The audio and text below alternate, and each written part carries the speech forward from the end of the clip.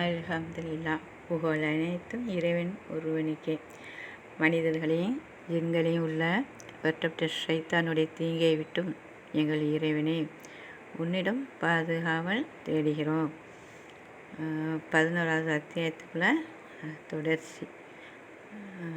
அவன் கூறினான், நூகே, உண்மையாகவே அவன் உன் குடும்பத்தை சேர்ந்தவன் அல்ல. நிச்சயமாக அவன் ஒழுக்கமில்லாத செயல்களை செய்து கொண்டு இருந்தான்.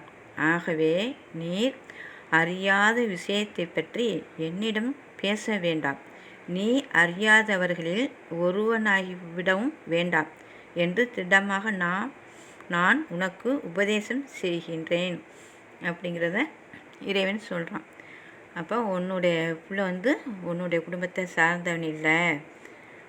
அப்போ ஒழுக்கமில்லாத செயல்கள் அப்படிங்கும்போது நம்பிக்கை கொண்டு எப்படி வாழணும் அப்படிங்கிறது அந்த நல்ல உபதேசங்கள் அதை ஏற்றுக்கொள்ளாமல் வாழ்ந்தனால உன்னுடைய குடும்பத்தை சேர்ந்த பிள்ளை இல்லை அப்படிங்கிறத அல்லாஹ் தஆலா சொல்லி காமிக்கிறான்.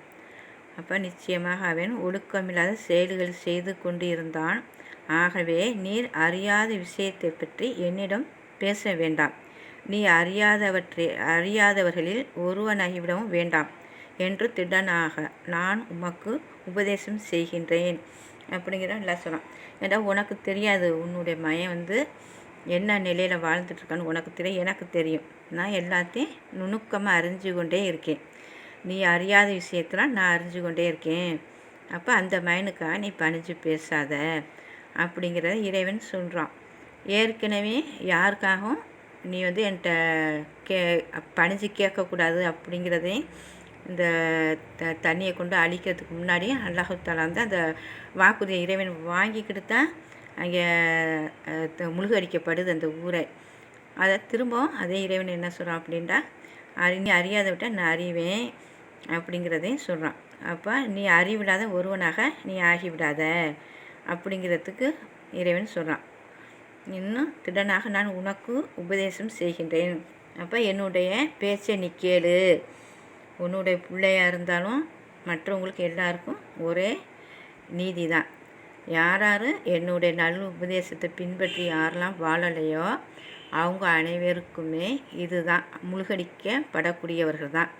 அதனால நீ மயனுக்கும் நீ உனக்கு அறிவில்லாத நீ கேட்காத அப்படிங்கிறத அல்லாஹ் அந்த ஒரு இறை செய்தி அவங்களுக்கு இறக்குனோன்னே உடனே நூஹ் நபி என்ன ஆகிட்டாங்க, திரும்ப இறைவனிடமே திரும்புகிறாங்க.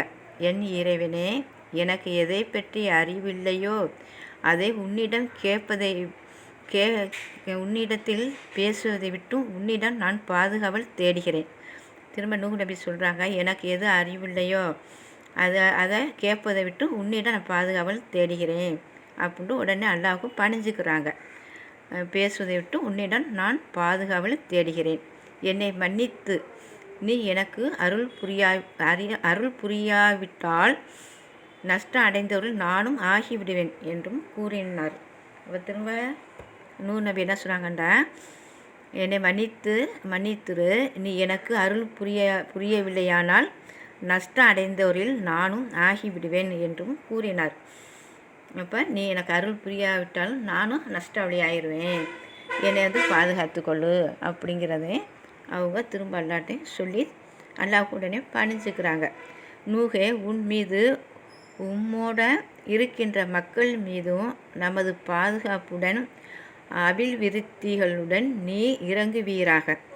இன்னும் சில மக்களுக்கு நாம் சுகம் அனுபவிக்க செய்து பின்னர் நம்மிடமிருந்து நோவினை தரும் வேதனை அவர்களை தீண்டும் என்றும் கூறப்பட்டது.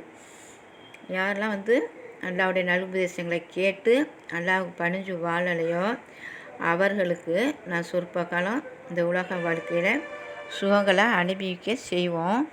பின்னாடி அவங்களுக்கு நோகனையும் வேதனையும் அவர்களை தீண்டும் என்றும் கூறப்பட்டது.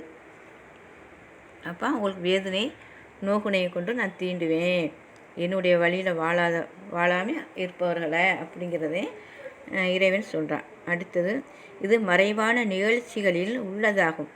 நாம் இதனை உமக்கு அறிவித்தோம். இது மறைவான நிகழ்ச்சியில் உள்ளதாகவும் நாம் இதனை உமக்கு அறிவித்தோம். நீரோ அல்லது உம்முடைய கூட்டத்தினாரோ இதற்கு முன் இதனை அறிந்திருக்கவில்லை. நீர் பொறுமையை கை கொள்வீராக. நிச்சயமாக முடிவு பயபக்தி உடையவர்களுக்குத்தான். அப்போல்லாம் இதே என்ன சொல்கிறோம் அப்படிங்கும்போது, மறைவான விஷயங்களை நீங்கள் யாரும் அறிய முடியாது. ஒவ்வொரு விஷயங்களையும் நான் உங்களுக்கு சொல்லிக்கிட்டே வரேன். அப்படின்னா ஒவ்வொரு நபியுடைய விஷயங்களும் அடுத்தடுத்த நபிகளுக்கெல்லாம் எல்லாம் சொல்லி காமிச்சிட்டே வரோம். இப்போ இது கடைசியில் வந்து இந்த வேதத்தை கொடுக்கப்பட்ட கடைசியாக உள்ளவங்களுக்கு இதையும் சொல்லி காமிக்கிறோம். ஏன்னா நூஹ் நபியுடைய காலத்தில் இப்படி இருந்துச்சு. இந்த மாதிரி பெத்த மைனுக்கே அவங்க வந்து கேட்டாங்க, துவா செஞ்சாங்க மைனை காப்பாற்ற சொல்லி. அப்போ உன்னுடைய குடும்பத்தை சார்ந்த அந்த மயம் கிடையாது, நம்பிக்கையை கொண்டு வரும் நிராகரிப்பவரும் தனித்தனி தான். அப்போ அவங்களுக்காக நீ கேட்கக்கூடாது. அப்படி எப்படி ஒரு 1050 வருஷம் குறைய வாழ்ந்த நபிக்கையே இதை இறைவன் சொல்லியிருக்கான் அப்படின்னா, இது எல்லாரும் இதுக்கு பின் வருபவர் ஊராக இதை வந்து கவனிக்கத்தான், உணரத்தான், சிந்திக்கத்தான் அப்படிங்கிறக்காண்டி தான் இந்த ஆயத்து வந்து வருது. அப்போ அவங்களுக்கே அவங்க பிள்ளைக்கு எந்த ஒரு பலனும் செய்ய முடியலை. அந்த பிள்ளைய வந்து எதுனாலையும் அவங்களாலே காப்பாற்ற முடியலை. அப்படி இருக்கும்போது இதுதான் மற்றவங்களுக்கும். அப்போ அவங்கவுங்க செய்கிற நன்மை அவங்க செய்கிற தீமை தான் அவங்கவுங்களுக்கு அப்படிங்கிற அவங்கவுங்க அந்த ஒரு சிந்தனையில் வந்து எண்ணி அது செயல்படணும் அப்படிங்கிறதுக்கான இந்த ஒரு ஆயத்தை வருது. இதை வந்து நான் சொல்லி காமிக்கிறேன். அப்படி இந்த குரானை யாரெல்லாம் அதை படிச்சுட்டே வராங்களோ, தெளிவடைஞ்சிட்டே வராங்களோ, அவங்களுக்கு இந்த ஒரு கருத்தையும் இறைவன் கொடுக்குறான். அப்போ இது மறைவான நிகழ்ச்சிகளில் உள்ளதாகும். ஏன்டா நமக்கு முன்னாடி என்ன நடந்துச்சு நமக்கு தெரியாது. நமக்கு முந்தி வாழ்ந்தாங்களோ அவங்களுக்கு முன்னாடி வாழ்ந்தவங்கள பற்றி அவங்களுக்கு தெரியாது. இப்போ இதை இறைவன் இதை ஊரா ஒருத்தரை சொல்லி அந்த குரான் மூலியமாக படிக்கும்போது உணர முடியுது. ஆமாம், நமக்கு முன்னாடி என்ன நடந்துச்சுன்னு தெரியாது. ஆனால் யாரும் அதை பற்றி நம்மளை சொல்லும்போது நம்மளாம் தெரிஞ்சுக்கிற முடியும். அப்படிங்கிறது இந்த விஷயம் வந்து தெளிவாக நம்மளுக்கு தெரியுது. அப்போ இதுக்கு தான் அடுத்ததும், இது மறைவான நிகழ்ச்சியிலே உள்ளதாகும். நாம் இதனை உமக்கு அறிவித்தோம். நீரோ அல்லது உம்முடைய கூட்டத்தினாரோ இதற்கு முன் இதனை பற்றி அறிந்திருக்கவில்லை. இப்போ நீயோ உன்னோட யார் உன்னுடைய கூட்டத்தாக இருக்காங்களோ அவங்களுக்கும் தெரியாது, உனக்கும் தெரியாது இதுக்கு முன்னாடி என்ன நடந்துச்சு.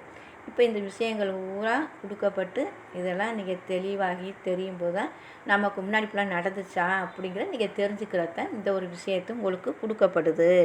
இதனை அறிந்திருக்கவில்லை. நீ பொறுமையை கை கொள்வீராக. நிச்சயமாக முடிவு பயபக்தி உடையவர்களுக்கு தான். அப்போ வந்து நடக்கிற ஒவ்வொரு வாழ்க்கையில் நடக்கிற ஒவ்வொரு விஷயங்களும் யாருக்கு நன்மை எடுத்து உரைச்சாலும் அதை யாரெல்லாம் கேட்காம அவங்கள வந்து ஏனையம் பண்ணி இழிவுக்கு உள்ளாக்கி அவங்கள வந்து இழிவுபடுத்துகிறாங்களோ அந்த நேரத்தில் நீங்கள் பொறுமையை மேற்கொள்ளுங்க. ஏன்னா எவ்வளோ உண்மையை எடுத்து உரைச்சாலும் உரைக்கிறவங்கள வந்து பைத்தியம் இல்லை மண்டை கெட்டு போச்சு, மூளை கெட்டு போச்சு, இந்த மாதிரி தான் அவர் நல்ல விஷயங்களை சொல்லும்போது அந்த மாதிரி அந்த தெளிவில்லாத மக்களும் கேட்பாங்க. இதுக்கு தான் வந்து இறைவன் சொல்கிறான், நீங்கள் வந்து கவலைப்படாத, பொறுமையாக இரு. ஏன்னா நல்ல விஷயங்களை எடுத்து சொல்லும்போது எல்லாருக்கும் அது பாரமாக இருக்கும், அது வந்து கேட்க கஷ்டமாக இருக்கும், வாழ கஷ்டமாக இருக்கும். அப்போ நல்லதை எடுத்து சொல்கிறவங்கள இன்னும் வந்து இழிவாகவும் அவங்களுக்கு தோணும். அப்போ உன் மனம் கஷ்டப்பட வேணாம், நீ பொறுமையை மேற்கொள்ளு அப்படிங்கிறத இந்த ஒரு ஆயத்தில் சொல்லக்கூடியதாக இருக்குது. அல்ஹம்துலில்லாஹ். அடுத்த ஆயத்தெல்லாம் வந்து எதை இறக்கி வைக்கிறேங்கிற பார்ப்போம். எல்லா புகழும் அல்லாஹ் ஒருவனுக்கே. இதில் பேசியது எது தவறுகள் இருந்தாலும் அந்த இறைவன் ஒருவனே பாவ மன்னிப்பு அளிக்கவும் நம்மளை குற்றம் பிடிக்காமல் இருக்கவும் அவனே போதுமானவன். மன்னிப்பு அளிப்பவனே, எங்களுடைய அனைவரையும் நீயே பாவ மன்னிப்பு அளித்து எங்களை குற்றம் பிடிக்காமல் இருப்பாயாக.